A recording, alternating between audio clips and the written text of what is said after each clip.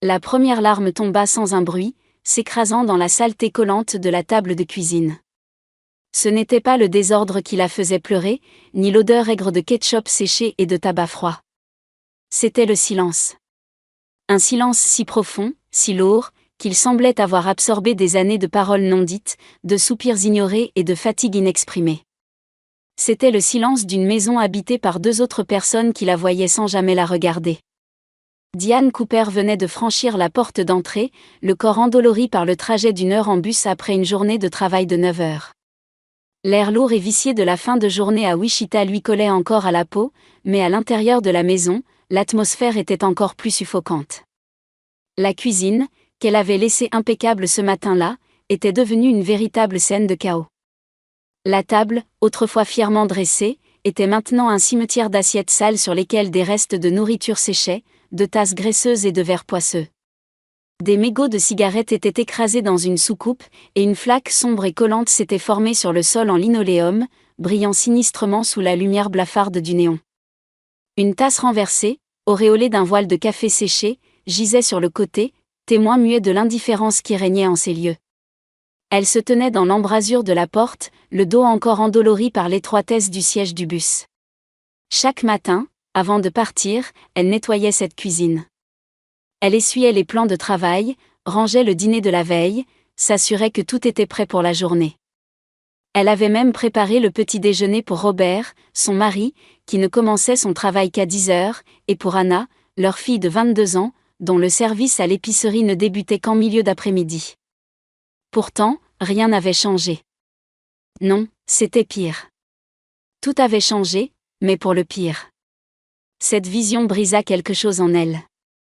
Lentement, elle laissa tomber son sac à main sur une chaise déjà encombrée de linge propre qui attendait d'être plié. Elle s'assit lourdement sur une autre, le bord du siège lui cisaillant les cuisses. Ses mains tremblaient tandis qu'elle enfouissait son visage dedans. Les larmes, chaudes et amères, glissaient entre ses doigts et tombaient sur la toile cirée sale. Elle ne pleurait pas seulement parce que la maison était en ruine. Elle pleurait parce qu'elle avait un mari et une fille, et pourtant elle vivait comme si elle était tragiquement, complètement seule. Cette pensée était aussi tranchante qu'un éclat de verre. Personne dans cette maison ne voyait son épuisement. Personne ne lui demandait jamais si elle allait bien, si son dos lui faisait mal à force de porter de lourds sacs de course, ou si son esprit se sentait vide à cause de cette routine interminable et ingrate. Pour eux, elle était une machine. La machine qui cuisinait, lavait, pliait, récurait et assurait le bon fonctionnement invisible de leur univers. Robert se considérait toujours comme le soutien de famille, un titre qui, selon lui, l'exemptait de toute autre responsabilité domestique. Mais à quoi servait son salaire quand il était incapable de laver une seule assiette ou de passer un simple coup de balai? Il pouvait nommer toutes les marques de bière du supermarché, mais il n'aurait su dire quand, pour la dernière fois, il avait demandé à sa femme comment s'était passée sa journée. Et Anna, sa fille unique, une adulte maintenant, se comportait comme si le passage à l'âge adulte signifiait une absence totale de responsabilité. Elle travaillait à temps partiel à la caisse d'une épicerie, mais ne contribuait jamais d'un seul centime aux charges du ménage. Son argent était dépensé en cosmétiques, en vêtements, en gadgets dernier cri, tandis que les factures d'électricité et d'eau étaient laissées sur la table pour ses parents. Plus que l'argent, c'était son mépris qui blessait Diane. Anna ne cuisinait jamais, ne nettoyait jamais, ne mettait même pas son propre linge sale dans le panier. Elle laissait une traînée de désordre derrière elle, comme une reine indifférente à son royaume en décomposition. Les larmes de Diane redoublèrent, sa poitrine se serrant comme si le chagrin l'étranglait. Le désordre qui l'entourait n'était que le reflet matériel de sa vie intérieure. Elle avait depuis longtemps cessé d'espérer que Robert ou Anna lui proposent leur aide. Ce qui la blessait au plus profond de son être, ce n'était pas le travail acharné, mais l'invisibilité. Il la traitait comme une servante. Une servante dans sa propre maison. Elle s'essuya le visage du revers de la main, son regard balayant la pièce. La désolation s'étendait au-delà de la cuisine. Dans le salon, des vêtements jonchaient le sol, chaussettes et chemises jetées négligemment sur le canapé. Leur chambre conjugale, autrefois un sanctuaire, n'était plus qu'un champ de bataille de désordre, avec des draps emmêlés et sales. La chambre d'Anna était encore pire, des sous-vêtements traînaient sur le tapis, les portes du placard béaient, révélant des piles de vêtements qui se déversaient comme une avalanche. La maison était bruyante de silence. Robert rentrerait bientôt, en grommelant à propos du dîner, laissant ses chaussures pleines de boue dans le couloir, et allumant la télévision avant même de lui avoir adressé un mot.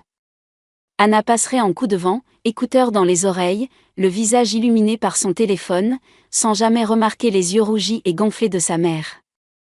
Pendant un long moment, Diane laissa sa tête reposer sur le bord de la table, ses larmes trempant une serviette en papier qui aurait dû être jetée depuis des jours. Elle repensa à toutes les années qu'elle avait consacrées à ce foyer, à cette famille, et se demanda comment elle en était arrivée là. Une femme mariée, mère d'une fille, et pourtant plus seule que jamais. Dans cette cuisine, entourée par la crasse née du mépris des autres, Diane Cooper ressentait le poids écrasant d'une vérité qu'elle ne pouvait plus ignorer. Elle ne vivait pas. Elle survivait. Et à cet instant, ses larmes ne provenaient plus seulement de l'épuisement. Elles naissaient de la conscience aiguë et douloureuse que quelque chose devait changer radicalement. Elle ne savait pas encore comment ni quand, mais la graine de la rébellion venait d'être plantée. Diane leva la tête, son regard se perdant dans le chaos ambiant. Spontanément, son esprit s'évada, fuyant la laideur du présent pour se réfugier dans le passé, à une époque où la vie semblait pleine de promesses. Robert n'avait pas toujours été ce fardeau sur ses épaules. Elle se souvint de leur première rencontre, lors d'une fête sur le campus pendant leur première année à l'université d'État de Wichita. L'air sentait la bière bon marché et la pizza, et la musique était assourdissante. Mais le rire de Robert avait percé le vacarme, un son clair et joyeux. Il était grand, décontracté, toujours prompt à plaisanter. Leurs regards s'étaient croisés et ils avaient fini par discuter dans un coin, parlant de leurs cours, de leurs films préférés, de leurs rêves pour l'avenir. Il avait semblé si intéressé, si présent. Les longues promenades nocturnes sur le campus étaient devenues leur rituel. Ils partageaient des secrets, des peurs et des espoirs. Robert était alors attentif, prévenant, toujours prêt à lui prendre la main ou à la faire rire.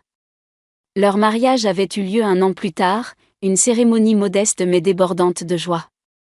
Ils étaient jeunes, pauvres et follement optimistes. Après la naissance d'Anna, la vie avait changé, mais ils formaient une équipe.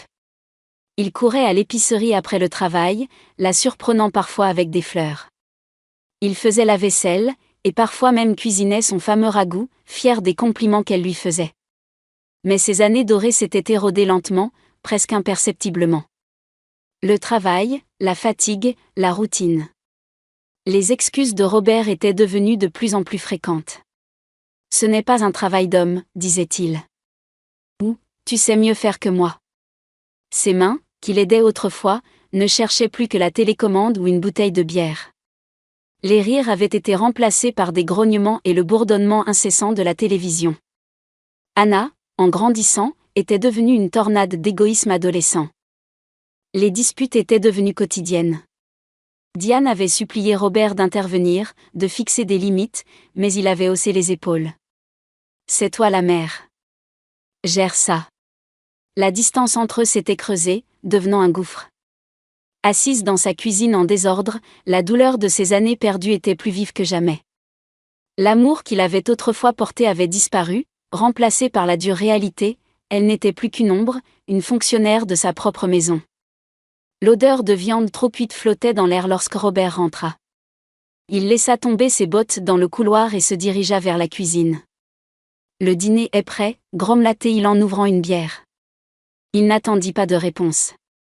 Diane fit glisser une assiette vers lui. Il baissa les yeux et fronça les sourcils. Ça a l'air sec. Anna entra un instant plus tard, le nez sur son téléphone. Elle piqua la viande avec sa fourchette et grimaça. Sérieusement, maman, tu n'assaisonnes jamais assez. Tu ne goûtes pas avant de servir ? La poitrine de Diane se serra. Elle avait passé sa journée debout, fait les courses, préparé le repas qu'il critiquait maintenant sans ménagement. Une pensée soudaine, vive et terrifiante, la traversa. Et si je n'étais pas là ? Que se passerait-il si, un jour, je disparaissais ? La réponse fut immédiate et silencieuse. Ils ne sauraient pas comment survivre. Le rythme fragile de leur vie, qu'elle maintenait à bout de bras, s'effondrerait en quelques jours. Pourtant, aucun d'eux ne semblait en avoir la moindre conscience. Elle se leva et débarrassa leurs assiettes à peine terminées. Devant l'évier, l'eau coulant sur la vaisselle sale, une certitude glaçante s'empara d'elle. L'idée de partir, de rompre ce cycle infernal, avait germé. Et tandis que Robert aboyait depuis le salon, « N'oublie pas de m'apporter une autre bière », Diane sut que la femme qu'elle avait été était en train de mourir, et que celle qu'elle devait devenir l'attendait, quelque part, au-delà des murs de cette maison étouffante. Le lendemain matin, Diane arriva au bureau avec la même lourdeur dans le cœur. Peu après son arrivée, son superviseur, M. Andrew, un homme habituellement gentil, lui demanda de venir dans son bureau. Son estomac se noua. « Diane », commença-t-il d'une voix désolée, « l'entreprise traverse une période difficile. Nous devons procéder à des licenciements. » Les mots flottaient dans l'air, lourds et pourtant, étrangement, Diane ne ressentit ni panique, ni honte. Cependant, poursuivit-il, si vous êtes prête à rédiger une lettre de démission, nous la considérerons comme volontaire. En échange, nous vous verserons l'intégralité de votre dernier salaire aujourd'hui même. Une vague de libération inattendue la submergea. Le travail qui l'enchaînait à l'épuisement, qui la forçait à rentrer chaque soir dans cette maison sans joie, pouvait disparaître. Maintenant. Très bien, dit-elle avec un calme qui la surprit elle-même. Je vais la rédiger tout de suite. 1 heure plus tard, elle sortait du bâtiment, une enveloppe contenant son chèque de paie dans son sac. Le soleil brillait, pour la première fois depuis des années, le poids sur sa poitrine semblait s'être allégé. Elle se tenait sur le trottoir, au milieu de l'agitation de la ville, non pas terrifiée, mais légère. Elle venait d'obtenir la preuve que l'évasion était possible. Ce qu'elle transportait dans son sac n'était pas seulement de l'argent. C'était une permission. La permission d'imaginer une autre vie. Quand Diane rentra ce soir-là, la maison était dans un état encore plus lamentable. Les assiettes du petit déjeuner étaient toujours dans l'évier. Des miettes jonchaient le plan de travail.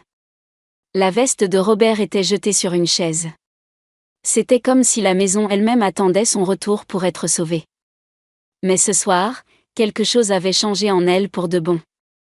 Ignorant le désordre, elle se dirigea directement vers sa chambre. Elle en sortit un sac de sport, celui qu'ils utilisaient pour des escapades en week-end qui n'avaient plus eu lieu depuis une éternité. Méthodiquement, elle y plaça quelques vêtements, sa trousse de toilette, son portefeuille et une chemise contenant ses documents importants. Le sac n'était pas lourd, mais chaque objet qu'elle y plaçait était une déclaration, « Je compte. Et je m'en vais. » Sur la table de la cuisine, elle laissa un simple mot, écrit en lettres capitales, « Je suis partie. Ne m'attendez pas. » Sans un regard en arrière, elle se glissa dehors. L'air du soir l'enveloppa. À la gare routière, le tableau des horaires clignotait. Elle choisit une destination au hasard, une petite ville dont le nom lui semblait doux et lointain, Val-Tranquille. Elle acheta un aller simple avec l'argent de sa dernière paie. Assise près de la fenêtre du bus, elle regarda les lumières de Wichita s'éloigner jusqu'à se fondre dans l'obscurité. Il n'y avait aucune peur en elle, seulement une étrange épuphorie. À l'aube, le bus arriva à Val-Tranquille. Les rues étaient presque désertes, baignées de la lumière dorée du petit matin. L'air sentait la rosée et la terre fraîche. C'était un calme dont elle avait oublié l'existence. Elle descendit sur le trottoir, son sac à la main, et prit une profonde inspiration. Pour la première fois depuis des décennies, personne n'attendait rien d'elle. Elle trouva un petit motel modeste et loua une chambre pour 3 nuits. La chambre était simple, mais pour Diane, elle était luxueuse. Les draps étaient propres, l'air était pur. Elle était seule.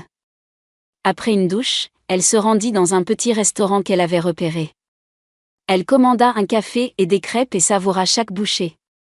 Elle mangeait pour elle, à son propre rythme. C'était comme des vacances. Son téléphone vibra sur la table. Un message de Robert. Puis un d'Anna. « Où es-tu ? La maison est en désordre. Anna a faim. Reviens tout de suite. » Le ton n'était pas celui de l'inquiétude, mais celui du droit bafoué. Un autre message arriva, d'Anna cette fois, « Papa dit que tu ferais mieux d'arrêter tes bêtises. Je n'ai pas de vêtements propres pour aller travailler. » Merci beaucoup. Un rire sec et amer lui échappa. Pas un seul message ne demandait si elle allait bien. Pas un seul. Lentement, elle tapa une réponse à sa fille, « Tu es une adulte. Apprends à te débrouiller. » Puis elle éteignit son téléphone, le glissa dans son sac et retourna à son café. Dehors, le soleil brillait. Diane leva sa tasse, savourant la chaleur, savourant le silence. Elle était libre.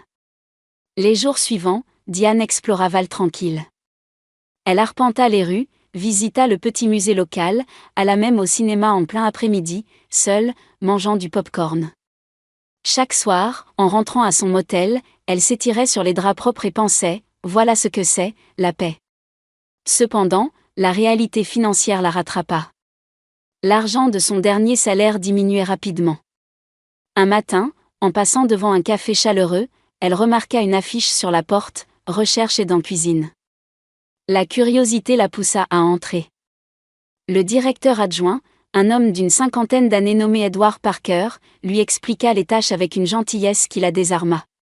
C'était un travail qu'elle connaissait par cœur, mais cette fois, elle serait payée pour le faire. « Quand pourriez-vous commencer » demanda-t-il. « Aujourd'hui, si vous voulez » répondit-elle sans hésiter. Travailler au « Chêne doré » transforma la vie de Diane. Elle n'était plus invisible. Edward la remerciait pour son travail. Les clients lui souriaient. Elle se sentait utile, mais surtout, elle se sentait appréciée. Avec ses premiers salaires, elle quitta le motel pour louer un petit appartement au-dessus d'une librairie. C'était minuscule, mais c'était son sanctuaire. Elle le décora avec des objets trouvés dans des brocantes, des couleurs vives, des plantes. Pour la première fois, elle avait un chez-soi qui lui ressemblait. Elle se lia d'amitié avec la libraire, une femme plus âgée nommée Clara, qui lui prêtait des livres. Les soirs, après son service, Diane s'installait dans son fauteuil avec une tasse de thé et un roman, le silence de l'appartement n'étant rompu que par le bruit des pages qu'elle tournait. Elle avait rallumé son téléphone, mais les messages de Robert et Anna s'étaient fait plus rares. Remplacés par des questions pratiques sur le paiement des factures ou le fonctionnement de la machine à laver. Elle y répondait sobrement, sans émotion. 1 an plus tard, Diane était une femme transformée. Les rides de fatigue sur son visage s'étaient adoucies, remplacées par un sourire serein. Edward, impressionné par son éthique de travail et ses talents culinaires insoupçonnés, lui avait proposé de prendre en charge la préparation des pâtisseries du matin. Ses scones et ses muffins devinrent rapidement célèbres dans toute la ville. Un soir, alors qu'elle fermait le café avec Edward, il lui dit « Diane, vous avez apporté une lumière à cet endroit. Je suis heureux que vous ayez franchi cette porte ce jour-là. » Ces mots la touchèrent profondément. Ce soir-là, en rentrant dans son appartement douillet, elle s'arrêta devant le miroir. Elle vit une femme de 49 ans, les cheveux parsemés de quelques fils d'argent, mais dont les yeux brillaient d'une force nouvelle. Elle n'était plus une servante. Elle n'était plus invisible. Elle était Diane. Et pour la première fois de sa vie d'adulte, elle était profondément, véritablement heureuse. Elle ouvrit la fenêtre, laissa l'air frais du soir entrer, et sourit. Le silence qui l'entourait n'était plus un poids, mais une douce mélodie. La mélodie de sa propre vie, enfin reconquise.